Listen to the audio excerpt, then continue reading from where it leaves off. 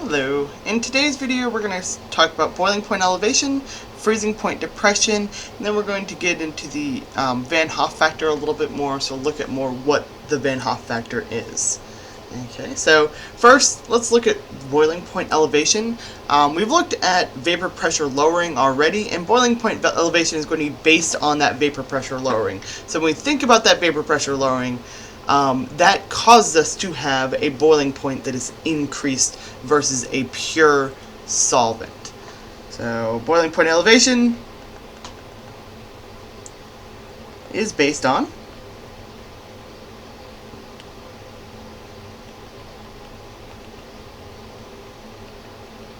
vapor pressure lowering.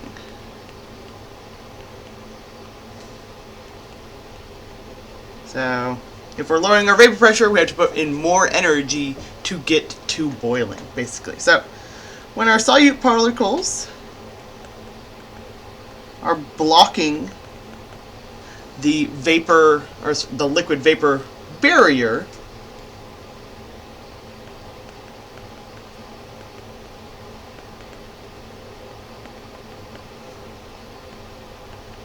as in like the top of our liquid, the surface of our liquid, it's going to decrease the amount of solvent particles that are able, or solvent molecules that are able to escape into the vapor phase at a given temperature.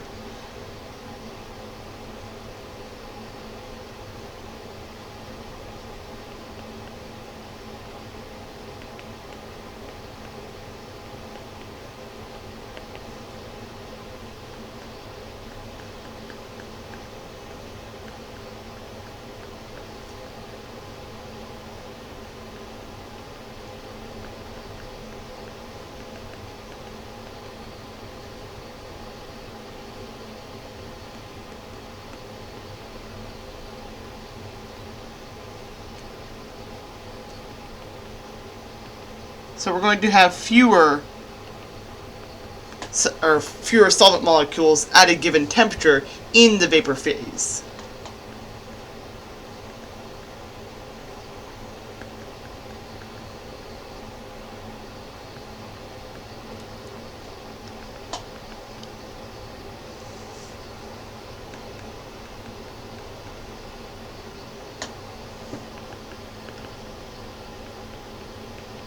And since we need to have our vapor pressure equal to our atmospheric pressure in order to boil, we'll actually have to add in additional energy to get more solvent molecules in the vapor phase, allowing us to approach that point where we have our vapor pressure equal to our atmospheric pressure.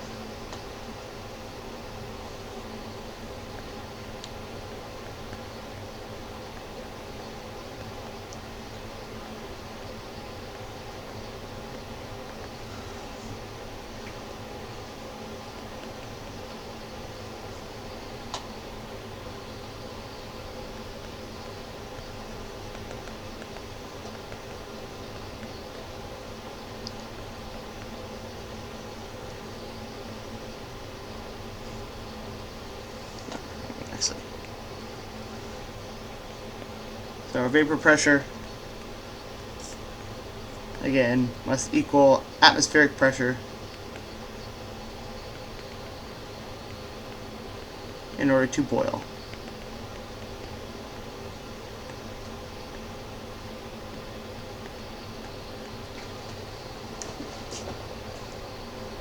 So this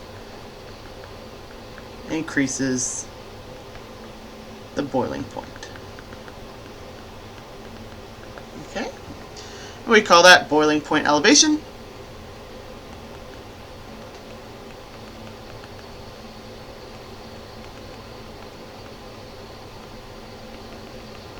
And we write it as delta T subscript B. Okay, we're also going to look at freezing point elevation, or sorry, freezing point depression.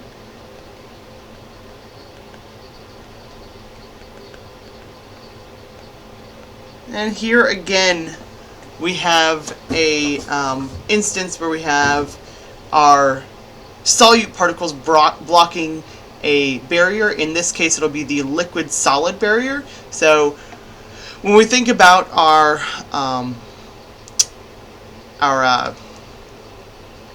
solutions, we think about them in terms of being in a liquid state. So when we have our boiling point elevation and freezing point depression, we actually, by adding in that solute, we've increased our liquid phase, right? So our liquid phase temperature has increased and decreased, right? So we have a lower temperature we can stay in the liquid phase, higher temperature we can stay in the liquid phase before going to either solid or gas. So here with freezing point depression, we have a solvent and a solute. The solute particles are going to block the liquid-solid barrier, and that blocking will prevent crystallization.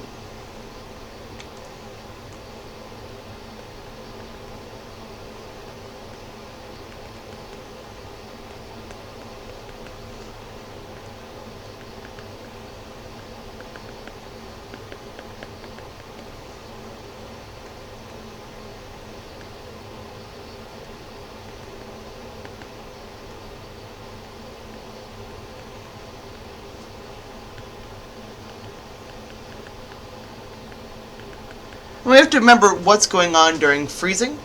We have our solute particles, our solvent particles coming together in a repeating crystalline lattice. And if we have those solute particles, they're going to get in the way of that crystallization, that getting that repeating ordered crystalline lattice form, and stopping us from being able to crystallize. So in order to actually crystallize, we have to lower the temperature to slow down collisions between our solute molecules and our solvent molecules, so that our solvent molecules can come together and crystallize. So it's kind of similar to the idea of slow crystallization versus fast crystallization. With fast crystallization, we get amorphous substances. With slow crystallization, we get crystalline substances. Here, we have to slow everything down even more because we have stuff in the way that's preventing crystallization. So we must lower the temperature.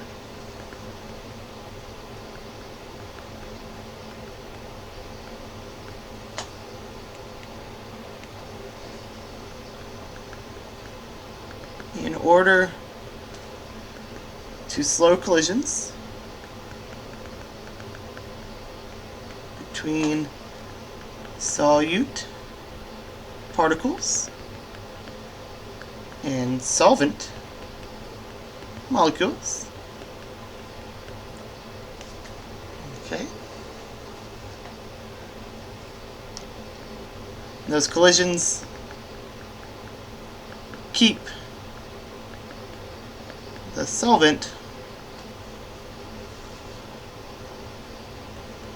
molecules in the liquid state.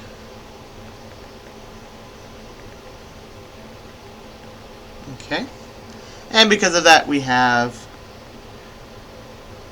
a freezing point depression, and we show it as delta T subscript F. So again, we can think of this as an ordering thing.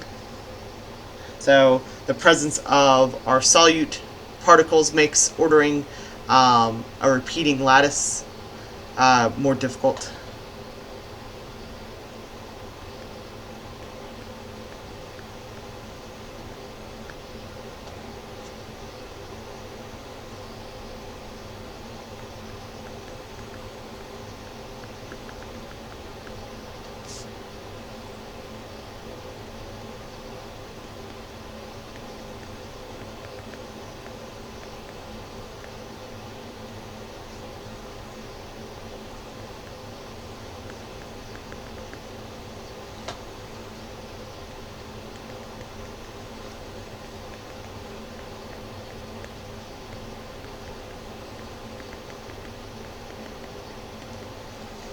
Okay.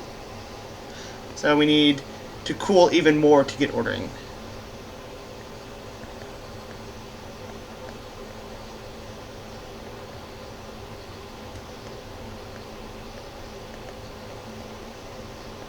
Okay. We can see the effects of boiling point elevation and freezing point depression looking at our phase diagrams. So here's phase diagram for just any generic substance. And let's look at some of the things that are affected by adding a solute into a solvent. So our light blue lines are the changes that we see. The dark or the black lines are what is normally occurring within that solvent. So that line right there is for a solution. That line right there is for a pure solvent. Okay, and what we see is first our solid liquid line gets shifted to lower temperatures. So that's this line right here. So shifted to lower temperatures.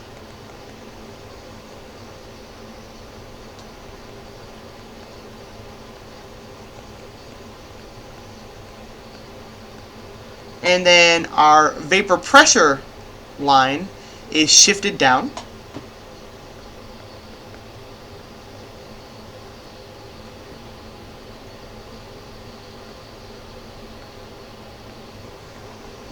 Okay. And our triple point, this point right here, is also lowered.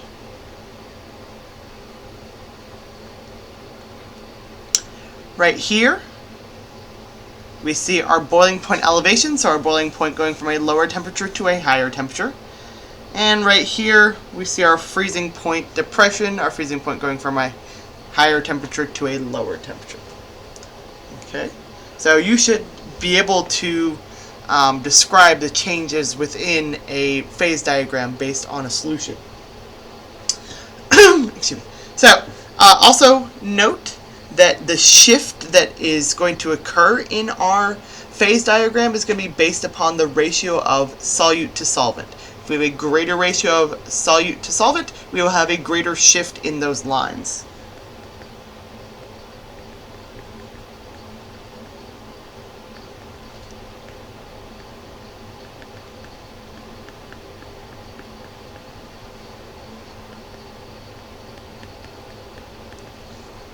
So basically, if we have more solute per solvent, we'll have a greater shift.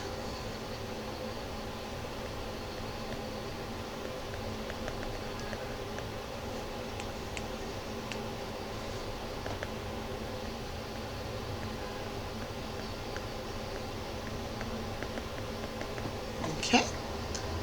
Okay, let's look at the equations that we use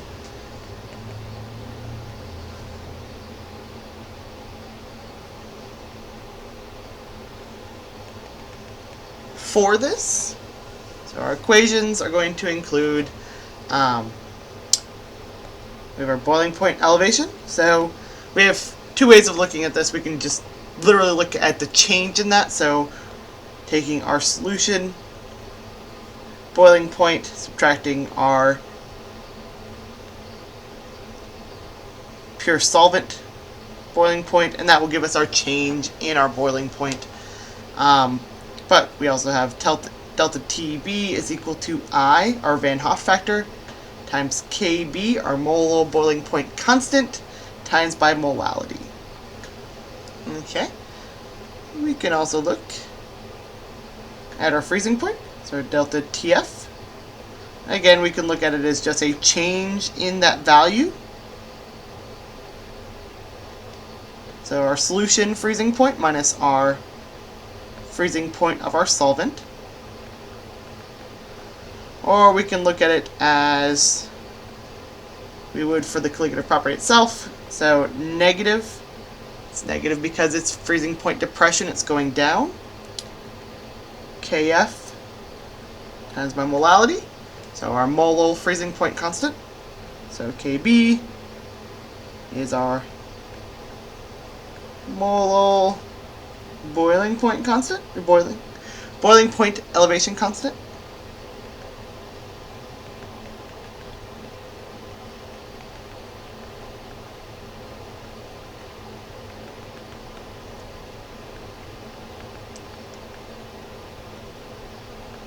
Okay, So it's going to be in degrees Celsius over molality. Okay. And our Kb for water is 0.51 degrees Celsius over molality. Okay, then we look at our Kf, our molo, freezing point elevation constant.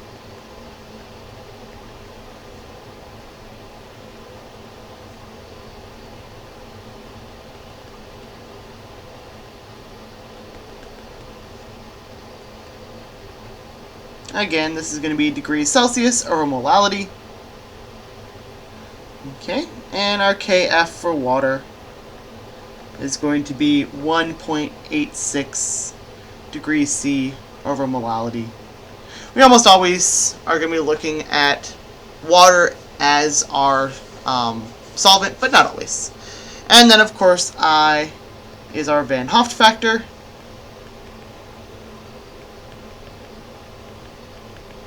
Right now, we're just going to look at it as ideal. So our ideal Van Hoff factors,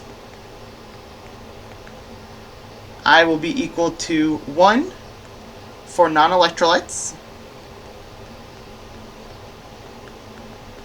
And then I will be equal to our number of ions per empirical formula for electrolytes.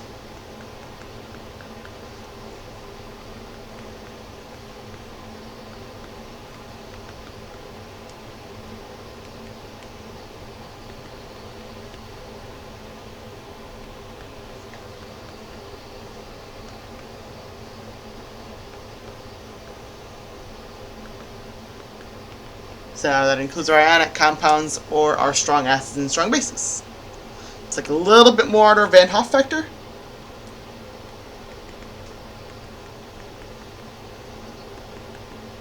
Okay, so our Van Hoff factor itself measures the extent to which electrolytes ionize.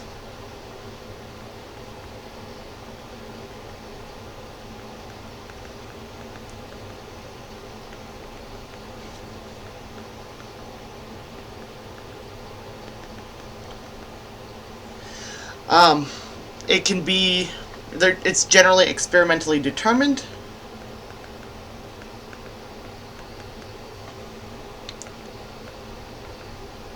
Okay, so we can determine it by taking our, if we want to actually calculate it, we take our measured property, the value of our measured property. So whatever that boiling point, freezing point, vapor pressure, or osmotic pressure is, and we divide it by the property calculated for a non-electrolyte.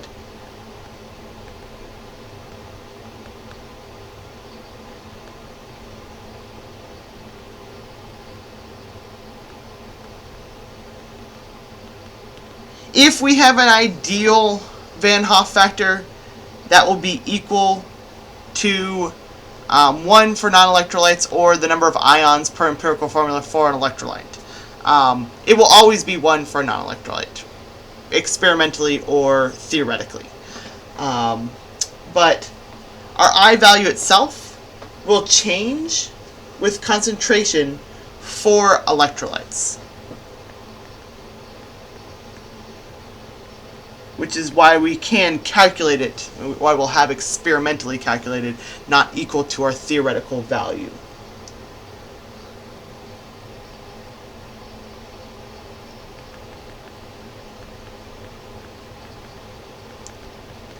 Okay, so what happens is we have ion pairing.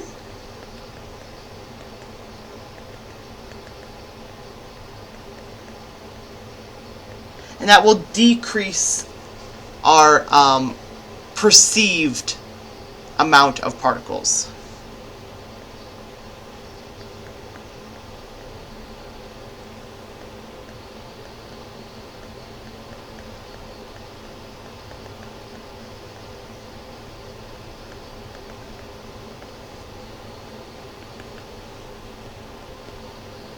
And I will go over ion pairing a little bit better in just a minute.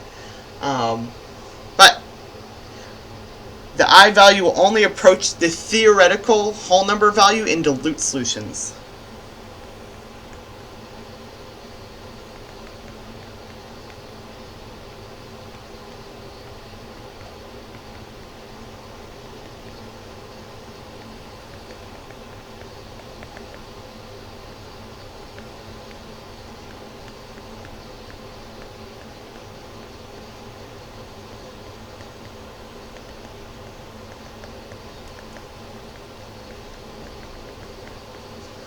However, you're going to use that ideal value anytime you're doing calculations for colligative properties, unless I specifically tell you this I value was experimentally determined to be this.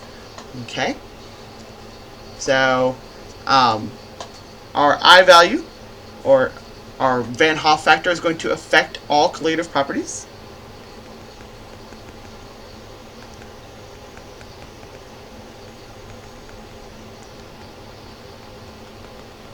So it's going to be taken into account because it tells us how many particles are basically in there. Okay. We will get incomplete ionization.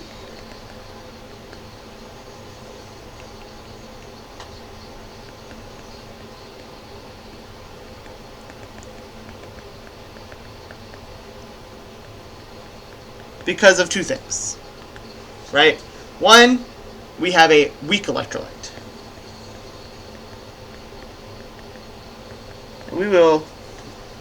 We have weak electrolytes. They will have less than ideal value, so it will not be equal to the number of ions per empirical unit, but it will be greater than that one for a non-electrolyte.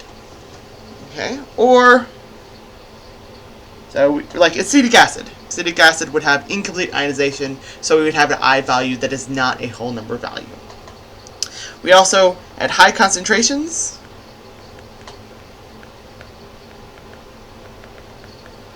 you will get ion pairing, and in this case, I will be less than the number of ions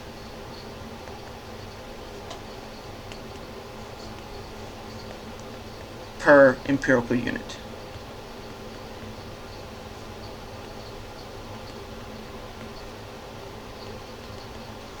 Okay, so we can calculate it using this equation right here. If we know the measured properties, boiling point elevation, freezing point depression, vapor pressure lowering, or osmotic pressure, and we can compare it to what we would expect to have in a non-electrolyte. We can also use our Van Hoff factor and determine our percent dissociation. So we can calculate our percent dissociation of our electrolyte, taking our I actual, or experimental. So what we calculate here divided by our I theoretical. So based on the number of ions per empirical formula.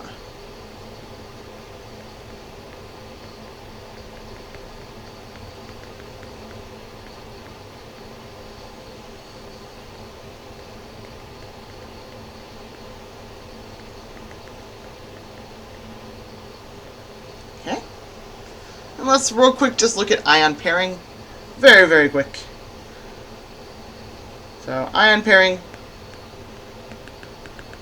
So when we have a cation or cations attracted to an anion or anions. So they're held together by electrostatic forces.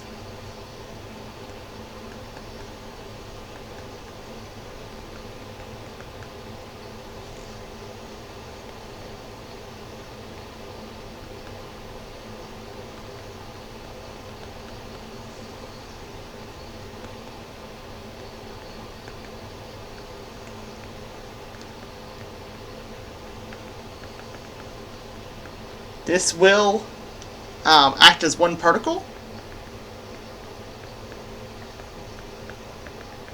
and this effect will be greater at greater concentrations.